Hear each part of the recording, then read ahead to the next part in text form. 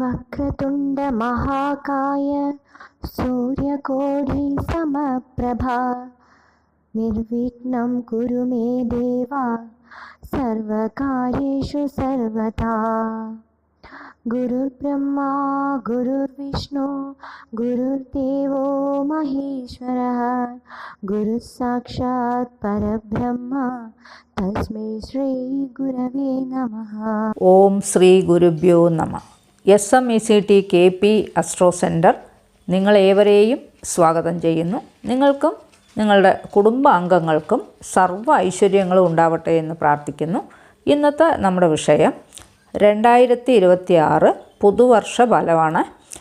അതിനു മുമ്പ് ഈ ചാനൽ ആദ്യമായി കാണുന്നവരാണെങ്കിൽ ചാനലൊന്ന് മറക്കാതെ സബ്സ്ക്രൈബ് ചെയ്യുക. പിന്നെ ജ്യോതിഷ സംബന്ധിച്ചിട്ടുള്ള എല്ലാ ആവശ്യങ്ങൾക്കും ജ്യോതിഷ പഠനത്തിനുമൊക്കെ SMECT അസ്ട്രോ സെൻറ്ററുമായിട്ട് ബന്ധപ്പെടാവുന്നതാണ്. ഇനി നമുക്ക് വിഷയത്തിലേക്ക് കടക്കാം.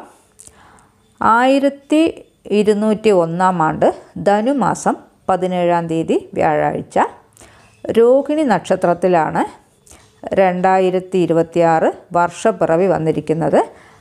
ആഴ്ച വ്യാഴം ആയതുകൊണ്ട് ഈ വർഷം വ്യാഴത്തിൻ്റെ ആധിക്യം നിറഞ്ഞൊരു വർഷമായിരിക്കും. അതേപോലെ രോഹിണി നക്ഷത്രത്തിലായതുകൊണ്ട് ചന്ദ്രൻ്റെ ആധിക്യവും ഉണ്ടാകും. അതായത് 2 ശുഭഗ്രഹങ്ങളായ വ്യാഴത്തിൻ്റെയും ചന്ദ്രൻ്റെയും ആധിക്യമുള്ള ഒരു വർഷമാണ്. അതുകൂടാതെ 2026 എന്നത് സൂര്യൻ്റെ ആധിക്യമുള്ളൊരു വർഷമാണ്. വ്യാഴം, ചന്ദ്രൻ, സൂര്യൻ ഈ 3 ഗ്രഹങ്ങളും ചേർന്ന് വളരെ നല്ലൊരു യോഗമായിട്ടാണ് ഉണ്ടാവുക. അതായത് ജീവകാരകനും ദേഹകാരകനും ആത്മകാരകനും തമ്മിലുള്ള കൂട്ടുബന്ധം നല്ല ഫലങ്ങൾ തന്നെ ഈ വർഷം പ്രതീക്ഷിക്കാവുന്നതാണ്. പിന്നെ വർഷഗ്രഹങ്ങളായ ശനി മീനരാശിയിലും വ്യാഴം മിഥുനരാശിയിലും 2026 ജൂൺ 2 കർക്കടക രാശിയിലേക്ക് വ്യാഴം പ്രവേശിക്കും. പിന്നെ രാഹു കുംഭരാശിയിലും കേതു ചിങ്ങരാശിയിലുമാണ് ഗ്രഹസ്ഥിതി. മറ്റുള്ള ഗ്രഹങ്ങളുടെ മാറ്റത്തിൻ്റെ അടിസ്ഥാനത്തിൽ മാസഫലത്തിൽ പറയുന്നുണ്ട്. ഈ വീഡിയോയിൽ 2026 വർഷത്തിൽ ഓരോ നക്ഷത്രക്കാർക്കും ഉള്ള സമ്പൂർണ്ണ ഫലത്തെക്കുറിച്ചാണ് പറയാൻ പോകുന്നത്. മേടരാശിയിലുള്ള അശ്വതി നക്ഷത്രത്തിൽ ജനിച്ചിട്ടുള്ളവർക്ക് ഈ 2026 വർഷത്തിൻ്റെ ആരംഭത്തിൽ അപ്രധാനങ്ങളായ കാര്യങ്ങളിൽ അനാവശ്യമായി ആലോചിക്കുന്ന പ്രവണതയൊക്കെ ഒഴിവാക്കണം.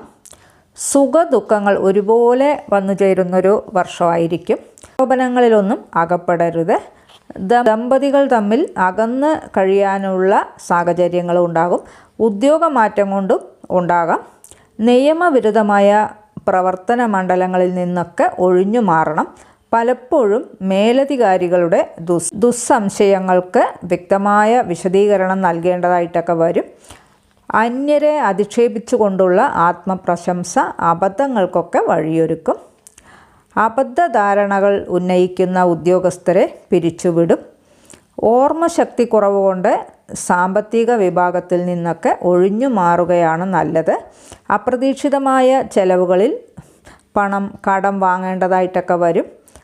പണം കടം കൊടുക്കുക, ജാമ്യം നിൽക്കുക, സ്വന്തം ചുമതലകൾ അന്യരെ ഏൽപ്പിക്കുക തുടങ്ങിയവയൊക്കെ ഈ വർഷം കഴിയുന്നതും ഒഴിവാക്കുന്നത് നല്ലതായിരിക്കും.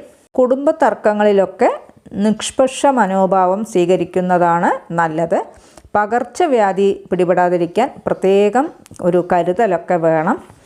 സാഹസ പ്രവർത്തികളിൽ നിന്നും ഊഹക്കച്ചവടത്തിൽ നിന്നുമൊക്കെ ഈ വർഷം പിന്മാറണം. പിന്നെ അഗ്നി, ആയുധം, ധനം, വാഹനം തുടങ്ങിയവ ഉപയോഗിക്കുമ്പോൾ കൂടുതൽ ശ്രദ്ധ ആവശ്യമാണ്. ഒട്ടേറെ കാര്യങ്ങൾ ഏറ്റെടുക്കുന്നത് കൊണ്ട് ചിലത് ഒക്കെ വിട്ടുപോകും. ഊർജ്ജസ്വലതയോടുകൂടി പ്രവർത്തിക്കാത്തത് കൊണ്ട് ചില അവസരങ്ങളൊക്കെ നഷ്ടപ്പെട്ടു എന്നും വരാം. അപ്രതീക്ഷിതമായിട്ടുള്ള സാഹചര്യങ്ങളെ അതിജീവിപ്പിക്കാനൊക്കെ സുഹൃത്തുക്കളുടെ സഹായങ്ങളൊക്കെ തേടും. കുടുംബത്തിലെ പുതിയ തലമുറയിലുള്ളവരുടെ അനൈക്യത്താൽ മാറി താമസിക്കാനുള്ള അവസരങ്ങളും വന്നുചേരും. അതുപോലെ വസ്തുതർക്കം പരിഹരിക്കാനും നിയമസഹായമൊക്കെ തേടുമെങ്കിലും അന്തിമമായി വിട്ടുവീഴ്ച മനോഭാവം കാണിക്കേണ്ടതായിട്ട് വരും. കീഴ് ജീവനക്കാർ വരുത്തിവെച്ച അബദ്ധം തിരുത്തുവാനുള്ള ഇടയൊക്കെ ഉണ്ടാകും. എതിർപ്പുകളെയൊക്കെ അതിജീവിപ്പിക്കുന്നതിന് വഴിയൊരുക്കും. സെമിനാറുകളിൽ അറിവുള്ള വിഷയങ്ങളിലാണെങ്കിലും വേണ്ട വിധം അവതരിപ്പിക്കാൻ കഴിഞ്ഞെന്ന് വരികയില്ല.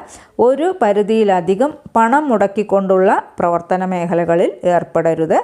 കുടുംബാംഗങ്ങളെ ജന്മനാട്ടിൽ താമസിപ്പിച്ച് വിദേശ ഉദ്യോഗമൊക്കെ തുടരും. വേണ്ടപ്പെട്ടവരിൽ ചിലർ വിരോധികളായി തീർന്നു എന്നും വരാം. അവസരങ്ങൾ വിനിയോഗിക്കാൻ അശ്രാന്ത പരിശ്രമം വേണ്ടതായിട്ടൊക്കെ വരും.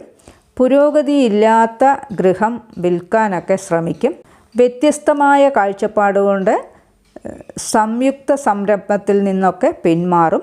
ആരോഗ്യ പ്രശ്നങ്ങൾ കൊണ്ട് ദുശ്ശീലങ്ങളൊക്കെ ഒഴിവാക്കും. അനുരഞ്ജന ശ്രമം അന്തിമ നിമിഷത്തിൽ വിജയിക്കും. ഉദര നീർദോഷ രോഗങ്ങൾക്കും പ്രാണായാമവും വ്യായാമവും ഭക്ഷണ ക്രമീകരണവും ഒക്കെ വേണ്ടതായിട്ട് വരും. വിശ്വസ്ത സേവനത്തിന് പ്രശസ്തി പത്രമൊക്കെ ലഭിക്കും. അസുഖങ്ങൾ ഉണ്ടോ എന്ന അനാവശ്യമായ തോന്നലുകളൊക്കെ ഉണ്ടാകും. അത് പൂർണ്ണമായും ഉപേക്ഷിക്കേണ്ടതാണ്. പൂർണ്ണതയില്ലാത്ത പദ്ധതികളിൽ പരാജയമുണ്ടാകും. അബദ്ധങ്ങൾ പറ്റാതിരിക്കാൻ പ്രത്യേകം ശ്രദ്ധിക്കേണ്ട ഒരു വർഷമാണ്. ഭരണ സംവിധാനത്തിലുള്ള വീഴ്ച മൂലം പണം നഷ്ടവും മാനഹാനിയുമൊക്കെ വന്നു ചേരും. പല വിധത്തിലുള്ള ജീവിതഘട്ടങ്ങളെയും അഭിമുഖീകരിക്കേണ്ടതായിട്ട് വരും.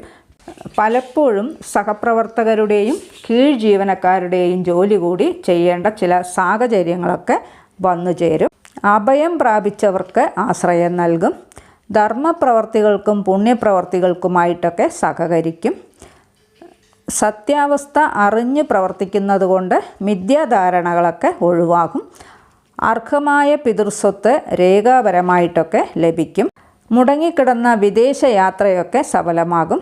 ആത്മവിശ്വാസം, കാര്യനിർവഹണ ശക്തി, ഉത്സാഹം, ഉന്മേഷം തുടങ്ങിയവ പുതിയ സ്ഥാനമാനങ്ങൾക്കൊക്കെ വഴിയൊരുക്കും. സങ്കീർണമായ പ്രശ്നങ്ങൾക്ക് ശാശ്വതമായ പരിഹാരമൊക്കെ കണ്ടെത്തും. പ്രാചീന സംസ്കാരവും ആധുനിക സംവിധാനവും സമന്വയിപ്പിച്ചുകൊണ്ട് കർമ്മമേഖലയ്ക്ക് രൂപകൽപ്പന ചെയ്യും. ശാസ്ത്ര പരീക്ഷണ നിരീക്ഷണങ്ങൾ, മത്സരങ്ങൾ, നറുക്കെടുപ്പ് തുടങ്ങിയവയിൽ വിജയിക്കും. വ്യത്യസ്ത കർമ്മമേഖലയിൽ പ്രവർത്തിക്കുവാനുള്ള അവസരങ്ങളൊക്കെ വന്നു ചേരും. നല്ല ചിന്തകളൊക്കെ ഉണ്ടാകും. ദുരാചാരങ്ങളെ ഉപേക്ഷിച്ച് സദാചാരങ്ങളെ സ്വീകരിക്കുന്നത് മാനസിക ആഹ്ലാദത്തിനൊക്കെ വഴിയൊരുക്കും. പക്ഷഭേദമില്ലാതെയുള്ള പ്രവർത്തനങ്ങൾ ലക്ഷ്യപ്രാപ്തി നേടിയെടുക്കും. പലപ്പോഴും അദൃശ്യമായ ഈശ്വര സാന്നിധ്യത്താൽ ആശ്ചര്യം അനുഭവപ്പെടും. പുതിയ കർഷക സമ്പ്രദായം ആവിഷ്കരിക്കുന്നതും ഫലപ്രദമാകും.